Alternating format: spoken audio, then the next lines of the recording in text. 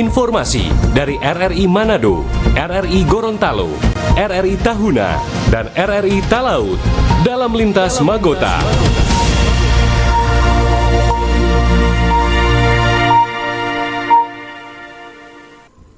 Pukul 17 waktu Indonesia Tengah, Radio Republik Indonesia dengan berita Magota, Manado, Gorontalo, Tahuna, dan Talaut.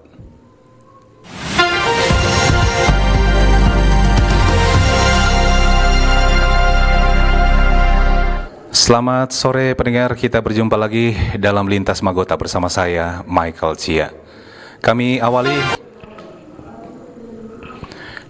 dengan informasi dari RRI Manado. H-4 Nataru volume penumpang pada arus mudik di Terminal Malalayang Manado mulai meningkat. Penumpang dari mendominasi kedatangan, sementara menuju Palu, Sulawesi Tengah mendominasi arus keberangkatan. Pada H-4 Nataru tahun 2025, jalur arus mudik di Terminal Malalayang Manado mulai terjadi lonjakan penumpang. Pinkan Tulango, petugas posko Nataru di Terminal Malalayang Manado mengatakan, kenaikan jumlah penumpang ini terjadi pada Minggu pagi 21 Desember 2025. Sementara untuk jalur kedatangan penumpang mendominasi dari daerah Toraja, Sulawesi Selatan. Mendominasi di H-4 ini tentunya keberangkatan di jalur ke Palu maupun ke Gorontalo tetap terjadi kenaikan dari hari-hari sebelumnya. Ada kenaikan 50% untuk Palu yang biasanya ada 3 armada, dan hari ini ada 6 armada yang berangkat, dan untuk ke Gorontalo ada 1 kendaraan armada tambahan yang biasanya 3 dan hari ini ada 4 armada. Meski mulai terjadi lonjakan penumpang, tetapi pada situasi keamanan di Terminal Malalayang kondusif terlaksana.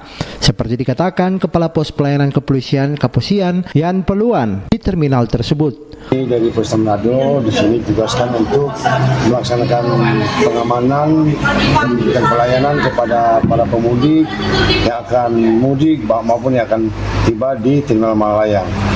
Dan untuk kejadian-kejadian yang menonjol atau yang lainnya sampai saat ini tidak ada. Posko Nataru pun bersinergi dengan Dinas Kesehatan Manado dengan menyiagakan petugas kesehatan. Dikatakan Eka Kurnianto, tim medis Pos Nataru Terminal dikerahkan sejak dibuka operasi ini. Puskesmas menyiapkan 4 orang, 1 orang dokter, 2 orang tenaga kesehatan, dan 1 orang supir ambulans. Serta ada armada 1 buah ambulans yang standby di Terminal Malalayang. Sejauh ini masyarakat yang akan melakukan arus mudik belum terlihat datang memeriksakan kesehatan, tapi dari anggota yang melakukan pengamanan seperti polisi dan dari Kementerian Perhubungan, mereka melakukan cek kesehatan sebelumnya. Terminal Malalayang Manado yang menjadi pusat kendaraan angkutan antar kota dan provinsi ini sejak dibuka posko arus mudik Nataru pada 18 Desember 2025 kemarin masih dalam pembenahan infrastruktur. Penumpang maupun kendaraan diarahkan untuk melaporkan dalam gedung sebelum akan melakukan perjalanan keluar Manado. Demikian Hendra Asak melaporkan. Pro 3 RRI terus mengudara untuk Indonesia. Lintas Magota, Manado, Gorontalo, Tahuna, dan Talaut.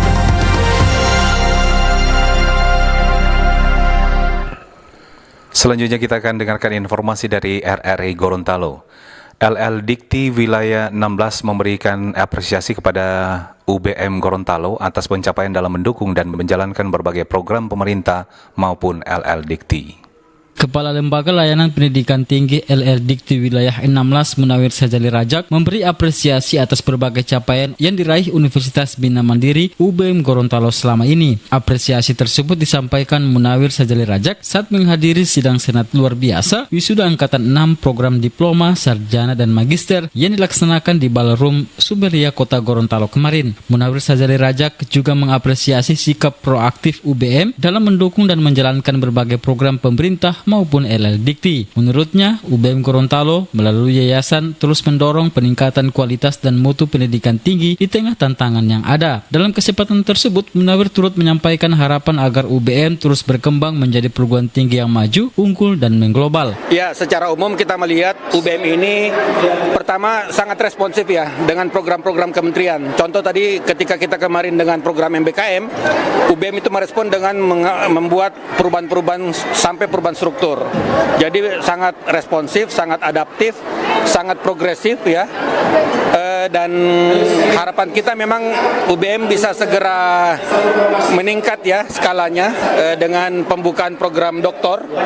Mudah-mudahan tahun depan sudah bisa terwujud ya. Januari kita jadwalkan visitasi dan mudah-mudahan di tahun ajaran baru 2026-2027 sudah bisa menerima mahasiswa baru untuk program doktor. Itu doa kita bersama. Sementara itu, Ketua Yayasan Bina Mandiri Gorontalo Dr. Ajis Rahman kepada RRI menyampaikan rasa syukur atas pelaksanaan wisuda ini karena tahun ini menjadi momen kelulusan perdana bagi program studi S2 Magister Manajemen. Ia berharap ke depan seluruh fakultas UBM dapat terus berkontribusi dalam menciptakan lulusan berkualitas seiring dengan rencana pengembangan institusi yang semakin dinamis. Alhamdulillah hari ini kita melaksanakan wisuda untuk angkatan ke-6 tahun 2025 yang diikuti oleh 286 lulusan. Itu baru 3 fakultas, yaitu Fakultas Ekonomi Bisnis dan Fakultas Sains Teknologi dan Ilmu Kesehatan dan Pasca Sarjana. Nah, tentu hari ini adalah kami sangat bahagia karena lulusan perdana untuk S2 Magister Manajemen.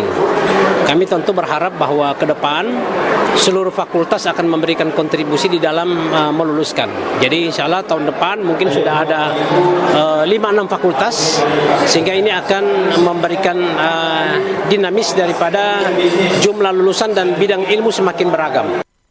Ajis Rahman menjelaskan saat ini UBM Gorontalo tengah mempersiapkan pembukaan program doktoral atau S3. Bahkan persyaratan pendirian program doktoral tersebut telah terpenuhi dan saat ini tinggal menunggu tahapan visitasi. Profesor Dr. Akmal Umar, Guru Besar Tetap UBM Gorontalo, turut menyampaikan apresiasi dan kebanggaannya terhadap capaian UBM Gorontalo. Jadi saya merasa bangga untuk bisa bergabung di UBM ini.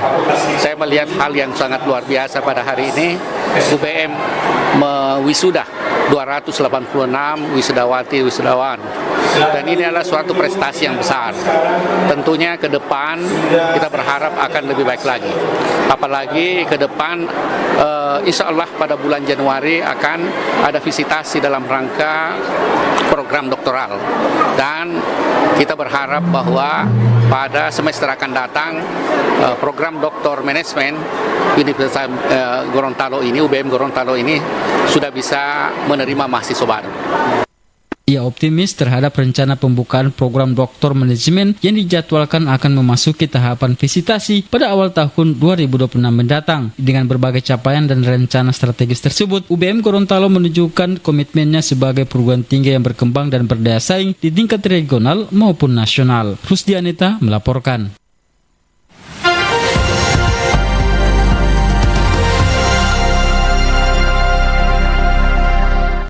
Masih dari RRI Gorontalo Pendengar, pemerintah daerah dan Kejaksaan Provinsi Gorontalo berkolaborasi menerapkan aturan pidana baru yang tertuang dalam Undang-Undang Nomor 1 Tahun 2023 tentang Kitab Undang-Undang Hukum Pidana atau KUHP.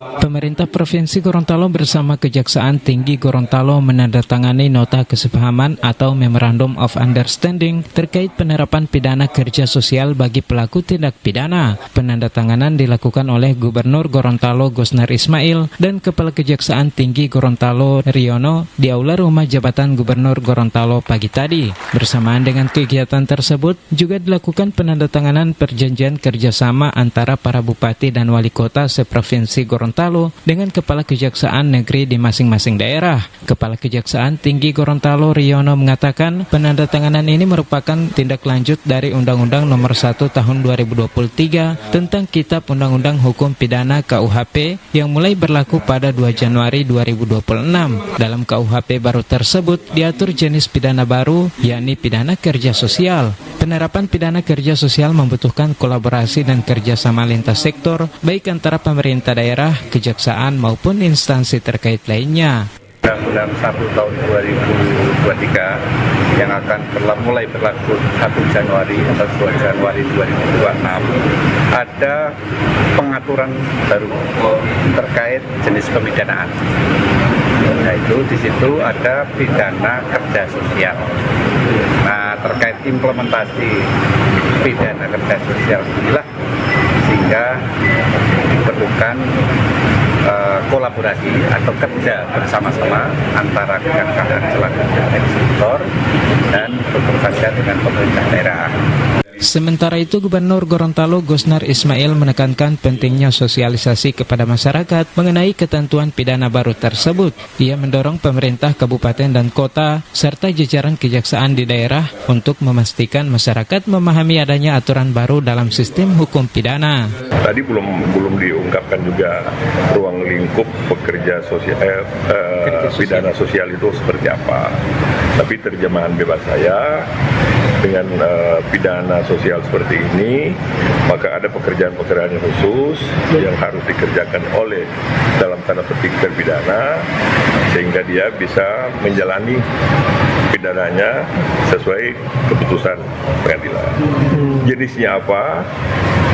Saya tadi berdiskusi dengan teman kejaksaan, itu disesuaikan dengan kapasitas pengetahuan dan kemampuan daripada yang bersangkutan. Pidana kerja sosial sendiri merupakan alternatif pengganti pidana penjara jangka pendek bagi pelaku tindak pidana ringan. Ketentuan ini bertujuan mengurangi kepadatan lembaga pemasyarakatan, rehabilitasi, serta memberikan manfaat sosial bagi masyarakat. Dari Gorontalo, Andi Sanga, Pro 1 RRI terus mengudara untuk Indonesia. Lintas Magota, Manado, Gorontalo, Tahuna, dan Talaut.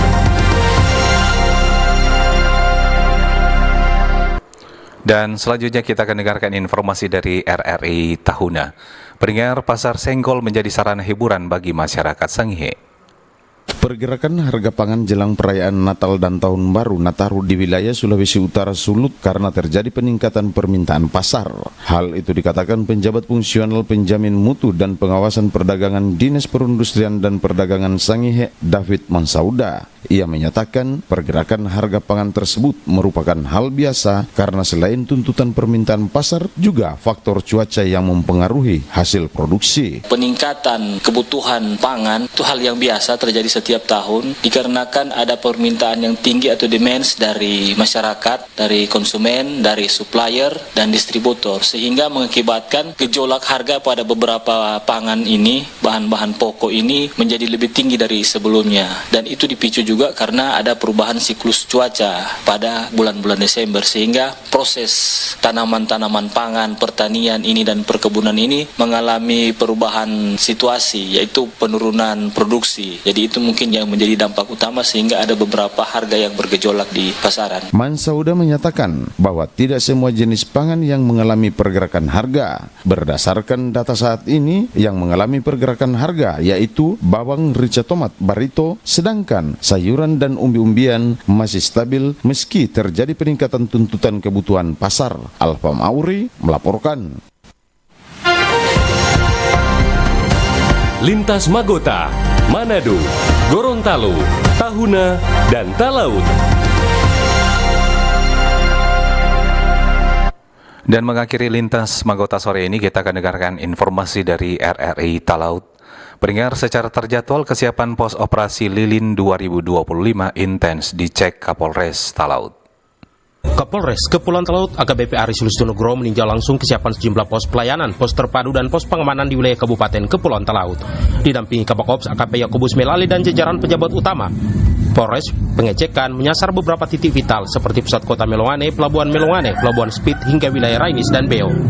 Pengecekan ini bertujuan memastikan seluruh unsur pendukung operasi Lilin Samrat 2025 berjalan maksimal, meliputi kedisiplinan, profesionalisme, dan kesehatan petugas, kelengkapan fasilitas pendukung di setiap pos, kelengkapan dokumen operasional, dan pelaporan pemetaan titik rawan kemacetan dan pusat keramaian. Senantiasa menjaga kesehatan, jadikan pelayanan sebagai sebuah kebiasaan dan niatkan setiap pelaksanaan bagi rakyat.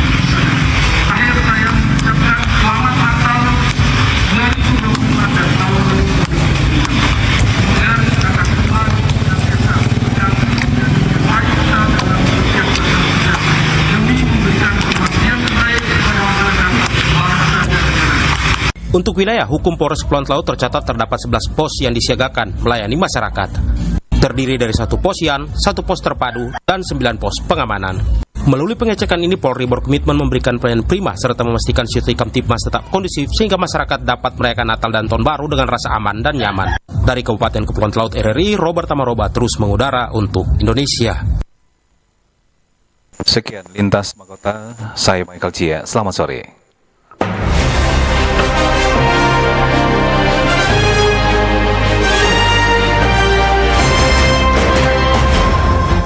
Demikian informasi dari RRI Manado, RRI Gorontalo, RRI Tahuna, dan RRI Talaut dalam Lintas Magota.